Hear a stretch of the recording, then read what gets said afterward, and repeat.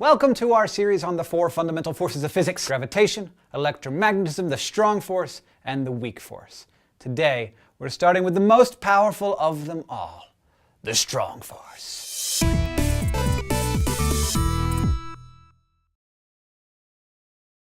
The strong force is not something that you interact with on a daily basis, but it is what holds your atoms together, so that's important, and it does it in a couple of ways. It not only holds the atom's nucleus together, it also keeps the protons and the neutrons in the nucleus from busting apart. Today, we're going to focus just on this second effect, how the strong force keeps the protons and the neutrons together through what's sometimes called color force. Neutrons and protons are both a type of particle called a hadron, and hadrons are made of even smaller particles called quarks. Quarks are a fundamental constituent of matter, and if you want to know more about that, you can listen to a whole song that I wrote about it. But it's important to note that by fundamental, I mean that they cannot be broken down into other particles. They are a fundamental constituent. Quarks and their friends leptons, which include electrons, are the most basic components of matter in the universe. Now, among their many weird and cool traits, quarks have a property called color.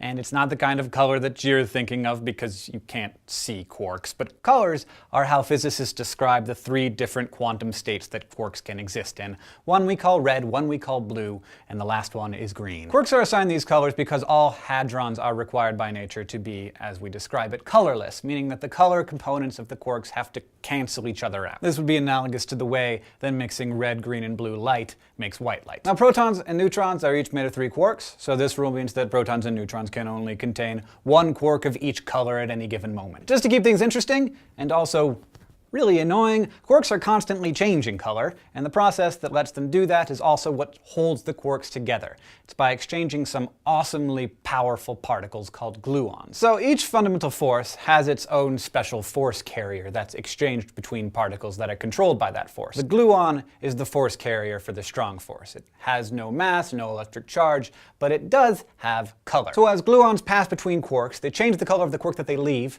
and the one that they go to. And they do this in such a way that the colors of the quarks always cancel each other out to keep the hadron color neutral. So that's weird, but how does this bind the quarks to each other? Well, color force doesn't work like other forces, like gravity, which is stronger near a massive object and weaker as you get further away. Instead, the color force acts on quarks as though the gluon exchange were forming rubber bands between them. Quarks can move around inside the hadron, but if they stray too far away, the color force becomes very strong and yanks them back with enormous force. This is why quarks are never observed floating around by themselves, and it helps explain why 3 quark hadrons, protons in particular, are extraordinarily stable. Amazing, right?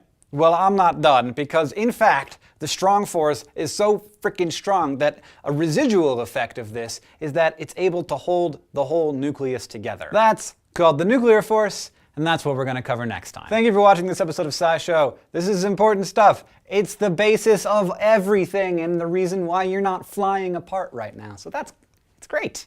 If you have any questions, which, God, I do, please ask them down in the comments or on Facebook or Twitter. Suggestions for episodes as well, and we'll see you next time.